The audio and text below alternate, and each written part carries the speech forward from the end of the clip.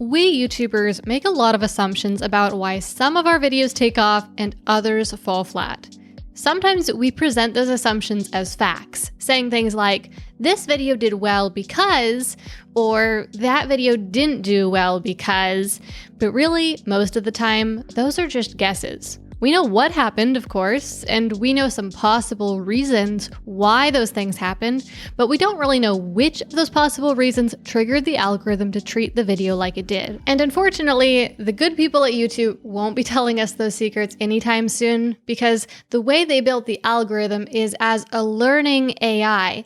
And what that means is they don't even fully understand why it picks the videos it does to go viral. But that doesn't mean that there isn't any real data we can look at to figure out why some videos succeed and others don't. So last week I was having a look at my analytics, as you do, and I noticed some correlations that I haven't seen in the past. So basically, I looked at the last 10 videos that I'd published and noticed that some had done better and some had done worse. And I was looking at these different aspects of the data. What I mean by this is the different click-through ratios and the different watch durations and the different view durations and different things like this. And I was wondering which of these different factors is most closely correlated to a video's success. In other words, which of these different data points has the biggest impact on how many views a video gets. So for example, if it has a really high click-through rate on the thumbnail, if a lot of people click that thumbnail when it gets suggested to them, is that what makes a video take off? Or is it the videos that people watch for a longer period of time? Now, I've studied YouTube for the last several years, and I definitely know which few factors the algorithm cares most about versus some others that the algorithm doesn't really care about at all, like, for example, likes. But we'll do another video on that maybe next week, because that's a whole separate discussion. So I already knew which ones the algorithm cared more about, but I don't know which one the algorithm cares most about. And so that's what we're going to figure out in today's video. So I'm here in my creator dashboard and looking at these most recent videos that I've published, and we're going to be analyzing the last 10 videos that I published, except for the one that just came out a few days ago. So I'm just going to open up the analytics for each of these in a new tab so that we can crunch the numbers. All right, and then in addition to that, I'm also going to open up a spreadsheet so that we can keep these numbers a little bit more organized. Okay, so as you can see, I've set up this spreadsheet with the video title, the views it got, the click-through ratio, view duration, that's the average number of minutes of the video that someone watched, then the percentage, so this is the average percentage of the video that someone watched, and also the likes and the comments. Just for kicks and giggles, I know that those are not the things most correlated with the views a video gets, but I want to show that to you as well. So now what I'm going to do, and I hope that this just shows how much I love you guys that I'm doing this, but I'm also super curious about it myself. I'm going to go through each of those 10 videos and I'm going to compile all of this data into my spreadsheet so that we can do a little bit of math and figure out which one is most closely correlated.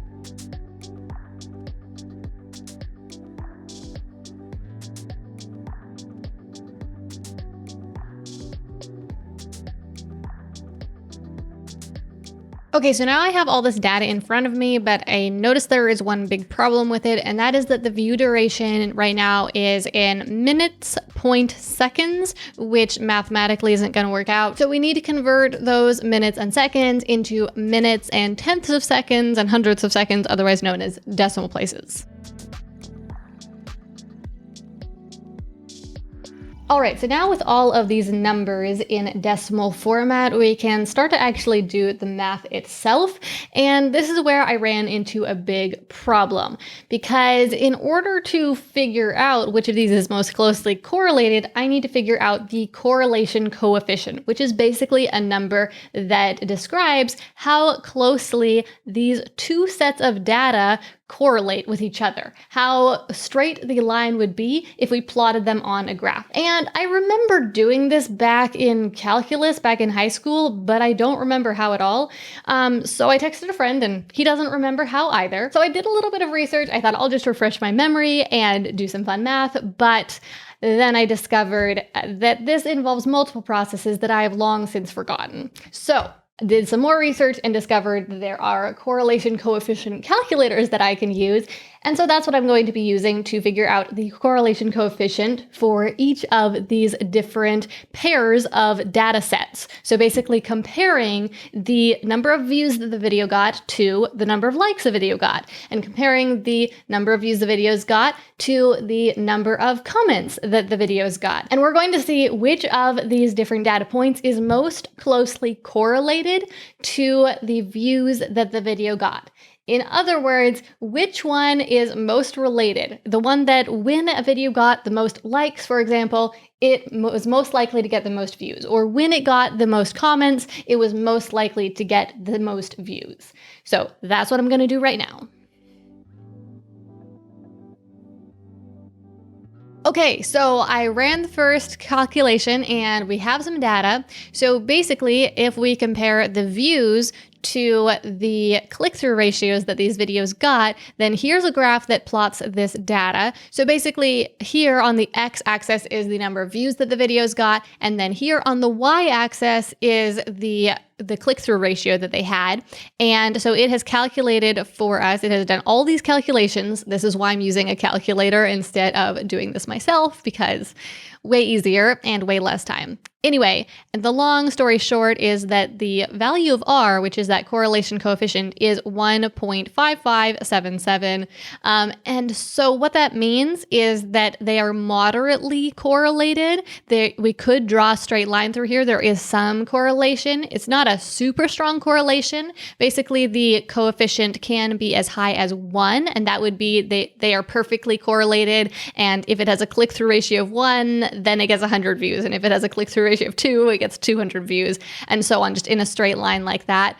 Versus if it had a correlation coefficient of 0, that would mean there was no correlation, and that would just mean that these two sets of data aren't correlated at all. So all that to say, these things are moderately correlated. So we're going to just copy this number over here, and I'm just going to plop it onto my spreadsheet right there. And so now I'm going to run the calculation for views correlated with view duration, and we'll see if view duration really impacts views or not. Okay, so this is interesting. View duration versus the views. These things are actually way less correlated. I was thinking that these things would be highly correlated, but they're really not. Here we can see, again, the views the video got versus the view duration, and they're kind of all over the place. The correlation coefficient for these two data points is only 0.1879. So we'll save that and we'll keep working. So I think that this is the perfect time to interject for a moment and talk about correlation versus causation. Basically, what this means is that just because two different sets of data are very closely correlated, or two different events are very closely correlated, it doesn't necessarily mean that one causes the other. So while we might find in just a minute here that the video that got the most views also got the most comments, and the more views a video gets, the more comments it tends to have, and those two different points of data might be very closely correlated, that doesn't necessarily mean that getting more comments is causing a video to get more views. It might be quite the other way around. Getting more views causes a video to get more comments, which would be quite logical. So we'll talk more later on in the video about whether or not there's anything we can do to figure out what is actually causing what in these scenarios. But right now, what we're going to do is run the next set of calculations and figure out the correlation between views and the percentage that people have watched of these videos. So these numbers basically mean what percentage someone watches on average of this particular video. So this video about how to build a sales machine, it got 6,000 views, and on average, people were watching 26.5% of it. So let's see if these things are correlated. So here's the data plotted on the graph. Again, these are the views, and this is the percentage watched. And the correlation coefficient for this is actually negative 0.2047, which at first might make it sound like these things are the opposite of correlated. They're not correlated at all, but actually it just means that this data is trending this way instead of trending this way. It's trending down instead of up, which isn't at all a problem. The closer that this correlation coefficient gets to -1 or to 1, the more closely correlated it is. It's only when it is closer to 0 that it's less closely correlated. So we'll just copy this and add it to our spreadsheet. However, while these two things are correlated, I do notice something really strange just looking at this data. You know, we're always hear that getting people to watch your videos for a longer percentage will help, and having that longer view percentage is going to mean the algorithm likes your videos and that people watch them more.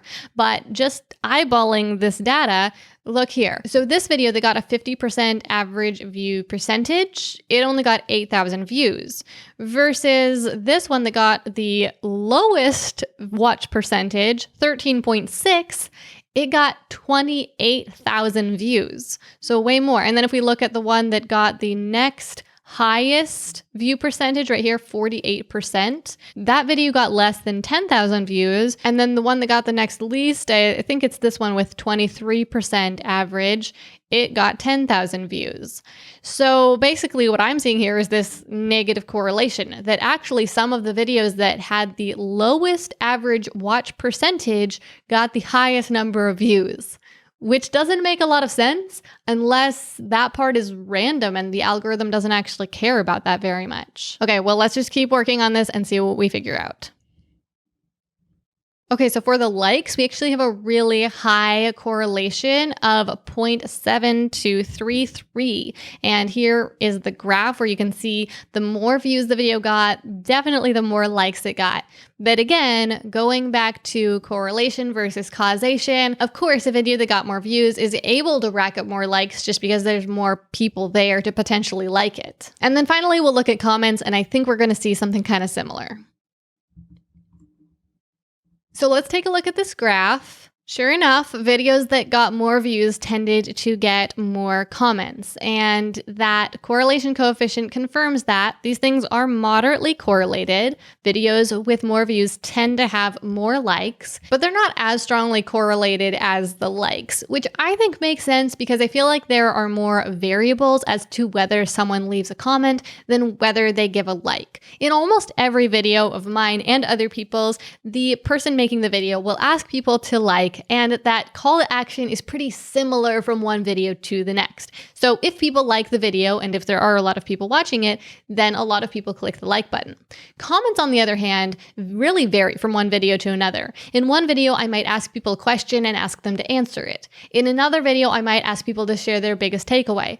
In another video, I might not ask people to comment at all. And so it makes sense that in some videos, people would leave a lot of comments, and in other videos, they wouldn't leave very many, even sometimes on videos that got a lot of views. So we have two metrics here that have this ambiguous causation relationship. And what I mean by that is we don't know if the more views are causing the more comments or the more comments are causing the more views. And the same thing with the likes. We don't really know which one is causing the other. However, we also have three different metrics that don't have that ambiguous relationship. It is pretty safe to say that these metrics would be causing these metrics if they're having any effect at all. And in fact, if there is that higher correlation coefficient, then we know that there is that relationship and we know which way the relationship has to go.